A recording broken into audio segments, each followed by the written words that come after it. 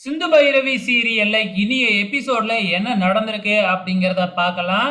சீரியல முடிக்கணும் அப்படின்னு முடிவு பண்ணிட்டாங்க. அதுவும் 2டே நாள்ல முடிக்கணும் அப்படின்னு முடிவு பண்ணிட்டாங்க. அதனால டக்குனு கிளைமேக்ஸையே கொண்டு வந்துட்டாங்க.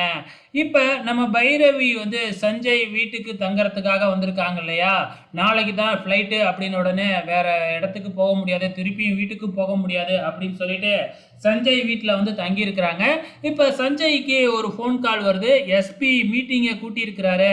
அதனால எல்லாருமே போலீஸ் ஸ்டேஷன் வாங்க அப்படின்னு சொன்னதுனால சஞ்சய் வந்து பார்த்தீங்கன்னா பைரவி கிட்ட சொல்லிட்டு நான் போயிட்டு நைட்டு வந்துடுறேன். நம்ம 2 பேரும் ஒண்ணா சேர்ந்து டின்னர் சாப்பிடலாம் அப்படின்னு சொல்லிட்டு கிளம்பிடுறாப்புல.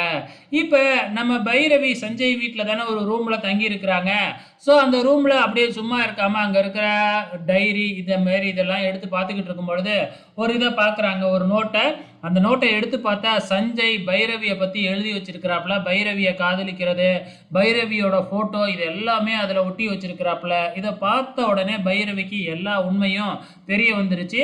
அப்போ சஞ்சயை பற்றி ஆறுமுகம் சொன்னது எல்லாமே உண்மைதான். நம்ம தான் வீணா நம்ம ஆறுமுகத்தை சந்தேகப்பட்டு திட்டிட்டோம் அப்படின்னு சொல்லிட்டு இதுக்கப்புறம் ஒரு நிமிஷம் கூட இங்கே இருக்கக்கூடாது அப்படின்னு சொல்லிட்டு மறுபடியும் பெட்டி படிக்கையெல்லாம் கட்டிக்கிட்டு சஞ்சய் வீட்டில இருந்து எஸ்கேப் ஆக பார்க்குறாங்க நம்ம பைரவி.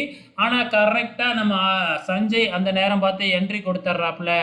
எங்கே போகிற அப்படின்ன உடனே உன்னை பற்றின எல்லா உண்மையும் எனக்கு தெரிய வந்துடுச்சு அப்படின்னு சொல்கிறாப்புல. நீ ஒரு ஃப்ராடு அப்படின்னு பைரவி சொல்கிறாங்க.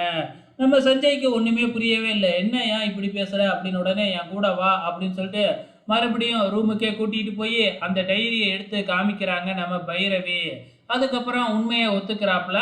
ஸோ அது மட்டும் இல்லை, நீ ஆறுமுகத்துக்கு மேலே வீணாக எவ்வளோ பழி போட்டிருப்ப, எவ்வளோ கேஸ் போட்டிருப்ப அப்படின்னு நம்ம பைரவி சஞ்சய் கிட்ட சொல்ல, இல்லை இல்லை ஆறுமுகம் வந்து ஒரு ரவுடி, அவன் எல்லாமே தப்பு பண்ணியிருக்கான், அவனால் நான் ஒன்றும் பொய் கேஸெல்லாம் போடல அப்படின்னு நம்ம சஞ்சய் சாதிச்சுக்கிட்டு இருக்கிறாப்புல. ஆனால் பைரவி நம்பவே மாட்டேங்கிறாங்க.